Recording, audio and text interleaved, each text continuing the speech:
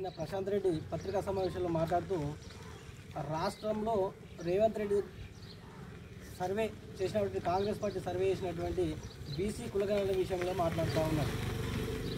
TRS పార్టీని ఎందుకు బహిష్కరించాలని చెప్పి మాట్లాడుతూ ఉన్నాడు.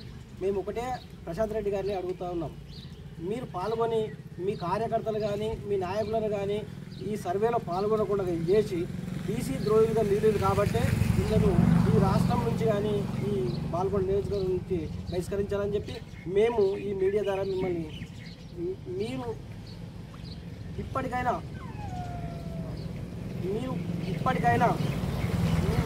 మీ నాయకులు కానీ మీ కార్యకర్తలు కానీ పాల్గొనే విధంగా రెండోసారి అవకాశం ఇచ్చింది ఈ కాంగ్రెస్ పార్టీ, ఈ తెలంగాణ ప్రభుత్వం, రేవంత్ రెడ్డి సర్కార్.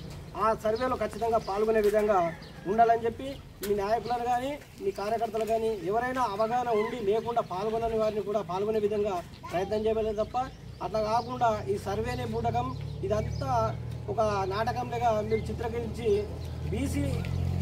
బీసీలో అయోమయాన్ని సృష్టించే ప్రయత్నం చేస్తున్నారు.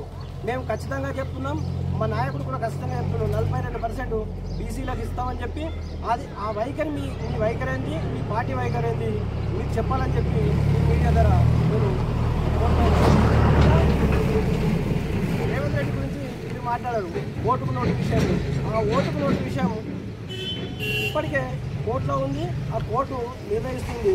అది కాకుండా మొన్న ఎన్నికల్లో అసలు మీకు ఓటుకు నోటు విషయంలో మాట్లాడే అర్హత కూడా లేదని చెప్పి ఈ ప్రశాంత్ రెడ్డి మీద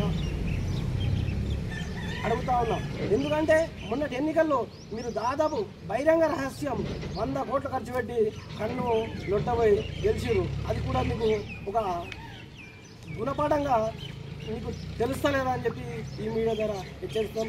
రాబోయే రోజులలో మిమ్మల్ని మీ పార్టీని ఈ కులగణ సర్వేలో పాల్గొనకుండా ఖచ్చితంగా బహిష్కరిస్తారని చెప్పి ఈ మీడియా ద్వారా హెచ్చరిస్తామండి. జై కాంగ్రెస్, జై రేవంత్ రెడ్డి.